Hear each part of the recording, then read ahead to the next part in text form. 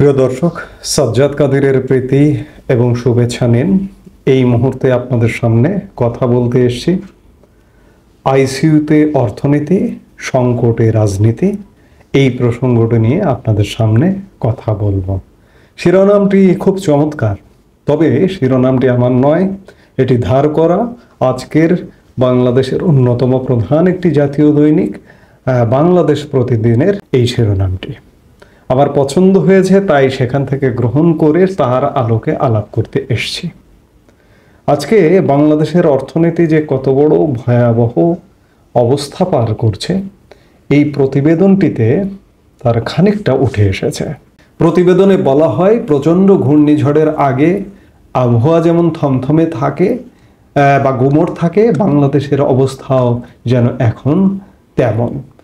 কখন কোথায় কি ঘটবে সে সম্পর্কে এক আতঙ্ক এবং অনিশ্চয়তা। মুদ্রাস্ফীতির চাপে যখন দেশের জনগণ চিড়ে চ্যাপ্টা, ঠিক সেই সময় অর্থনীতিতে ঘটেছে বেশ কিছু নেতিবাচক ঘটনা, যার প্রতিক্রিয়া হবে মারাত্মক। আইএমএফ নতুন কিস্তির টাকা দিতে চাইছেন, আপনারা এটি জানেন।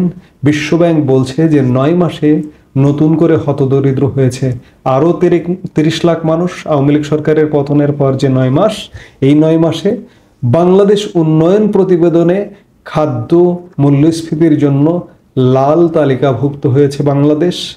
চলতি বছরে প্রবৃদ্ধি 4% কম হবে বলে জানিয়েছে বিশ্বব্যাংক এবং আইএমএফ। কিছুদিনের স্বস্তির পর নতুন করে বাড়ছে জিনিসপত্রের দাম। অর্থনীতিবিদরাও এ নিয়ে শঙ্কার কথা বলছেন। গত 9 মাসে দেশের অর্থনীতি মুখ থুবড়ে পড়েছে। শুধু মুখ থুবড়ে পড়েছে বললে ভুল হবে, অর্থনীতি অসুস্থ হতে হতে রীতিমতো আইসিইউতে, শিরোনামে যেটি বলা হয়েছে, শিল্পাঙ্গনে বিরাজ করছে হতাশা, উদ্বেগ, আতঙ্ক। অনেক বড় বড় শিল্প কারখানা ইতিমধ্যে বন্ধ হয়ে গেছে। শিল্প উদ্যোক্তারা হাত পা গুটিয়ে বসে আছেন এবং তারা নতুন করে কোনো খাতে যে বিনিয়োগ করবেন এই সাহসটি পাচ্ছেন না। দেশীয় বিনিয়োগকারীরা সাহস পাচ্ছেন না, বিদেশি বিনিয়োগকারীরা তো আসছেনই না। ডলারের উচ্চমূল্য, ব্যাংক ঋণে সুদের হার, তীব্র গ্যাস সংকট এবং শিল্প উদ্যোক্তাদের নানাভাবে হয়রানির ফলে অর্থনীতি এক হতাশাজনক পরিস্থিতির দিকে ধাবিত হচ্ছে। কিন্তু এ নিয়ে কারো কোনো মনোযোগ নেই। যেভাবে বেসরকারি খাতকে আস্থায় নিয়ে নতুন বাংলাদেশ গড়ার উদ্যোগ গ্রহণ করা উচিত ছিল, আসলে সেভাবে হয়নি বা হচ্ছে না।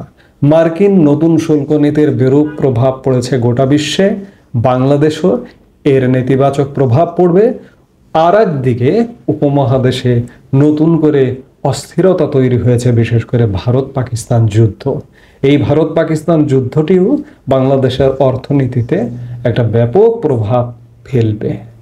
চমৎকার একটি প্রতিবেদন এবং বাস্তবতা ভিত্তিক প্রতিবেদন। বাংলাদেশের অর্থনীতির কোনো জায়গায় কোনো সুবাতাস নেই।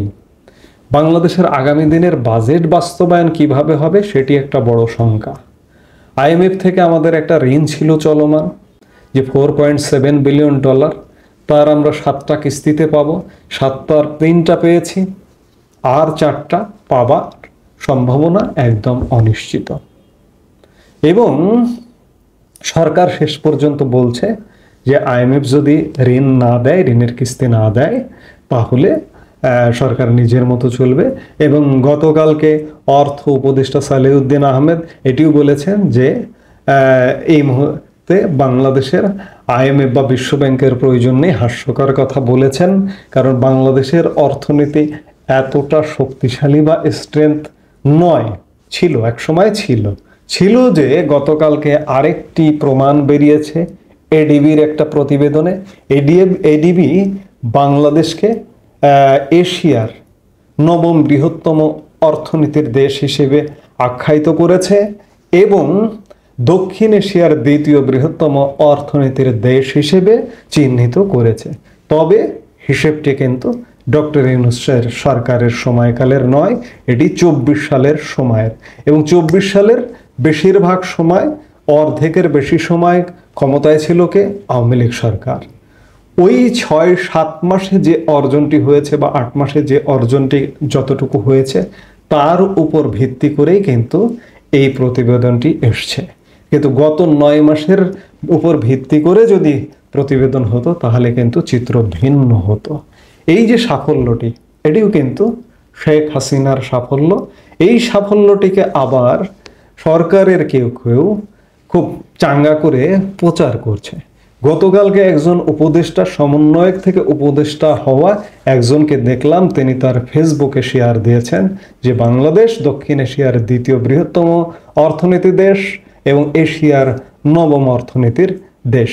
জনাব আসিফ মাহমুদ সজীব ভুইয়া, যুব, ক্রীড়া, স্থানীয় সরকার, পল্লী উন্নয়ন ও সমবায় মন্ত্রণালয়ের উপদেষ্টা যিনি, তিনি সগৌরবে শেয়ার দিয়েছেন। এটি তার জন্য প্রযোজ্য নয়, এটা হাসিনা, শেখ হাসিনার হাসিনোমিক্স, হাসিনার অর্থনীতিকে হাসিনোমিক্স বলা হতো, সেই অর্থনীতির সুফল এটি। আপনারা সুফল আনুন, সাফল্য অর্জন করুন, তারপরে বলুন। কিন্তু সাফল্য অর্জন করাটা এক প্রকার আপনাদের জন্য 9 মাসে যেহেতু নেই, আগামী দিনেও হবে না। আরেকটি কথা এই প্রতিবেদনে বলা হয়েছে, সংকটে রাজনীতি। সত্যিকার অর্থেই বাংলাদেশের রাজনীতি আজকে 9 মাস যাবৎ চরম সংকটে। বাংলাদেশের প্রধান রাজনৈতিক দলগুলোর মধ্যে আওয়ামী লীগ বিগত 16 বছর ক্ষমতায় ছিল, কিন্তু আওয়ামী লীগ এই মুহূর্তে নির্বাসিত জীবনযাপন করছে এক প্রকার। এটি বললে ভুল হবে না, কারণ আওয়ামী লীগের যে প্রধান নেতৃত্ব যারা, প্রধানমন্ত্রী শেখ হাসিনা, আওয়ামী লীগ প্রধান শেখ হাসিনা থেকে শুরু করে আওয়ামী লীগের কেন্দ্রীয় কমিটির, এমনকি জেলা কমিটি, উপজেলা কমিটিরও প্রধান নেতারা বিদেশে অবস্থান করছেন, অথবা যদি বিদেশে অবস্থান নাও করেন কেউ কেউ, তারা এক প্রকার আত্মগোপনে আছেন। সেই জায়গায় আওয়ামী লীগ সংকটে, আরেকটি প্রধান রাজনৈতিক দল বিএনপি সংকটে। কারণ বিএনপির মধ্যে আমার কেন যেন মনে হয় যে একটা ভয়ের সংস্কৃতি কাজ করছে, যে বিএনপি যদি এই মুহূর্তে জোরালো কোনো প্রতিবাদ করে তাহলে তার উপরেও একটা নিয়ন্ত্রণ বা অত্যাচারের খড়গ নেমে আসতে পারে কিনা, এই শঙ্কায় হয়তো শঙ্কিত আমার মাঝে মাঝে মনে হচ্ছে। এই মুহূর্তে একমাত্র সরকারি দল, সরকারের রাজনৈতিক দল এনসিপি এবং সরকারের পৃষ্ঠপোষক দল জামাত আছে। এছাড়া অন্যান্য রাজনৈতিক দল আসলে কথা বলছে না। এই যে দেখুন, সাম্প্রতিক সময়ে মিয়ানমারের রাখাইন রাজ্যের সাথে সরকার একটি অতীব গুরুত্বপূর্ণ, দেশের স্বার্থ সংশ্লিষ্ট একটা গুরুত্বপূর্ণ সিদ্ধান্ত নিয়েছে, যে একটি মানবিক করিডোর নামের একটা কিছু। এই মানবিক করিডোরটাকেই আসলে বলা হচ্ছে এখানে ত্রাণ, সাহায্য, সহায়তা জাতিসংঘের তত্ত্বাবধানে পাঠানো হবে। কিন্তু যেটি নেপথ্যে নানা ঘটনা ঘটে জানা যাচ্ছে যে এটি অস্ত্র সরবরাহের একটা করিডোর। মায়ানমার সরকারের সাথে, জান্তা সরকারের সাথে এখানকার যে বিদ্রোহী গোষ্ঠী আছে আরাকান আর্মি, এই আরাকান আর্মিকে অস্ত্রটা সরবরাহ করবে কে? এই আরাকান আর্মির পেছনে নেপথ্যে আছে মার্কিন যুক্তরাষ্ট্র, এবং এই মার্কিন যুক্তরাষ্ট্র এদের পৃষ্ঠপোষকতা দিচ্ছে, এবং মার্কিন যুক্তরাষ্ট্র জাতিসংঘকে দিয়ে বাংলাদেশকে এই করিডোরটি দিতে রাজি করিয়েছে, এবং বাংলাদেশ এ ব্যাপারে নীতিগত সিদ্ধান্ত নিয়েছে। বাংলাদেশ সরকারের পররাষ্ট্র উপদেষ্টা তৌহিদ হোসেন গত রোববার বলেছে। এত বড় একটা ঘটনা ঘটে গেল, অথচ আজকে যদি কোনো রাজনৈতিক সরকারের আমলে এমন ঘটনা ঘটতো, কিংবা আওয়ামী লীগ ক্ষমতায় থাকতো এই মুহূর্তে ধরুন, তাহলে কি ঘটনা ঘটতো? তাহলে এই মুহূর্তে এই একটি ইস্যুকে কেন্দ্র করে বাংলাদেশ হয়তো অবরুদ্ধ হয়ে যেত, আন্দোলন সংগ্রাম মাঠে নেমে যেত। কিন্তু আমরা দেখছি না। আওয়ামী লীগ তো একটি রাজনৈতিক দলের সরকার ছিল, কিংবা বিএনপি ক্ষমতায় থাকতো, বিএনপি রাজনৈতিক সরকারের একটা দল ক্ষমতায় থাকতো, কিন্তু একটি অনির্বাচিত, একটি অন্তর্বর্তীকালীন সরকার কিভাবে এত বড় একটা দেশের নিরাপত্তা সংক্রান্ত ব্যাপার জড়িত আছে, আঞ্চলিক অখণ্ডতা সংক্রান্ত ব্যাপার জড়িত আছে, এটি বলতে গেলে বলা যায় দেশের স্বাধীনতা সার্বভৌমত্ব প্রশ্নে একটা বড় ধরনের সিদ্ধান্ত। এই করিডোরটি নিয়ে বিএনপির কোনো জোরালো ভূমিকা দেখছি না। সেই জায়গা থেকে এটি স্পষ্ট যে রাজনীতি এক ভয়াবহ সংকটে। জানি না অর্থনীতি কিভাবে উদ্ধার হবে, জানি না রাজনীতি কিভাবে উদ্ধার হবে, কারণ চারপাশ থেকে বাংলাদেশ একটি আন্তর্জাতিক গোষ্ঠীর একটা কুদৃষ্টিতে পড়েছে, এটি বললে ভুল হবে না। যার দরুন আজকে বাংলাদেশের অবস্থা ভয়ানক খারাপ। একটা সুন্দর সাজানো গোছানো বাংলাদেশ ছিল। আজ থেকে 1 বছর আগেও বাংলাদেশের জনগণ, বাংলাদেশের নাগরিকরা যেভাবে শক্তি সাহস নিয়ে বলতে পারতেন যে আমরা বাংলাদেশের নাগরিক, বাংলাদেশের মানুষ।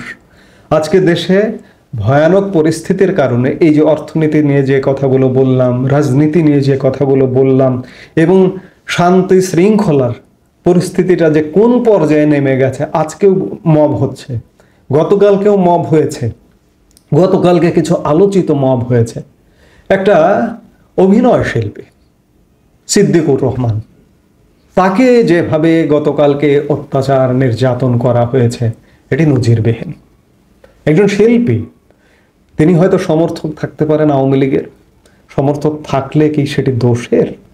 তিনি যদি কোনো অপরাধ করে থাকেন তার বিচার হোক। অর্থাৎ সব কিছু মিলিয়ে বাংলাদেশ এক গভীর সংকটে, অর্থনীতি সংকটে, রাজনীতি সংকটে, সামাজিক শৃঙ্খলা সংকটে। এর থেকে উত্তরণের উপায় কি আমার ক্ষুদ্র মাথায়, ক্ষুদ্র চিন্তায় ঢোকে না। এই মুহূর্তে এ পর্যন্তই। সবাই ভালো থাকুন, সুস্থ থাকুন। আমাদের ভিডিওগুলো নিয়মিত পেতে সাবস্ক্রাইব করুন Sajjad Kadir and the legends YouTube channel এবং লাইক, কমেন্ট, শেয়ার করে সাথে থাকুন।